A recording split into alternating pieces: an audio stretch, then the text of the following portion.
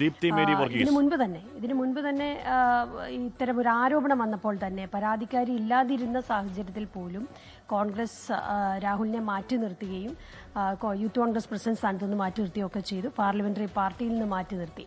അപ്പോൾ എനിക്ക് ഇതിൻ്റെ അകത്ത് പറയാനുള്ളത്, കോൺഗ്രസിനെ സംബന്ധിച്ച് എന്നും കോൺഗ്രസ് സ്ത്രീപക്ഷത്താണ്, സ്ത്രീകളോടൊപ്പമാണ്. മറ്റുള്ള രാഷ്ട്രീയ പ്രസ്ഥാനങ്ങൾ, CPM പോലെയുള്ള രാഷ്ട്രീയ പ്രസ്ഥാനങ്ങൾ, നമുക്കറിയാലോ, ഇന്നലെ ഇപ്പോൾ ഏറ്റവും സീനിയർ ആയിട്ടുള്ള CPMന്റെ നേതാവ് ശ്രീ EP ജയരാജൻ ഉൾപ്പെടെ പറഞ്ഞത് സിനിമാ രംഗത്ത് ഇതൊക്കെ പതിവാണെന്നാണ് മുകേഷിനെ പറ്റി പറഞ്ഞത്. അതുപോലെ തന്നെ മഹിളാ അസോസിയേഷന്റെ ഒരു വലിയ നേതാവ് അവർ പറയുന്നത് തീവ്രത, മുകേഷിന്റെ പീഡനത്തിന് തീവ്രത കുറവാണ് എന്നാണ് പറയുന്നത്. അപ്പോൾ ഇത്തരത്തിലൊക്കെ ഞങ്ങൾ കോൺഗ്രസ് പുറത്താക്കിയല്ലോ, വേണമെങ്കിൽ ഇനി 2 ദിവസം മുമ്പേ പുറത്താക്കാമെന്നുള്ള ഒരു പരിഹാസ്യമായ നടപടിയാണ് കോൺഗ്രസ് ഇപ്പോൾ എടുത്തിരിക്കുന്നത്.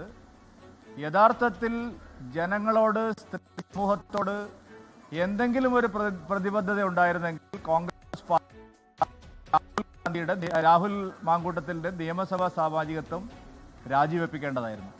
അതിന് തയ്യാറാവാതെ ഇപ്പം ഞങ്ങൾ പുറത്ത് എന്ന് പറയുന്നത് ആളുകളുടെ കണ്ണിൽ പൊടിയിടാനുള്ള ഒരു തന്ത്രം മാത്രമാണ്. ഇവിടെ ലോകത്തെവിടെയായാലും ഏത് സമയത്തും 24 വാർത്തകളും ഓഗ്മെന്റഡ് റിയാലിറ്റി പാക്കേജുകളും എക്സ്പ്ലെയിനറുകളും വിശദമായി കാണാൻ ഞങ്ങളുടെ യൂട്യൂബ് ചാനൽ നിങ്ങൾക്ക് സബ്സ്ക്രൈബ് ചെയ്യാം.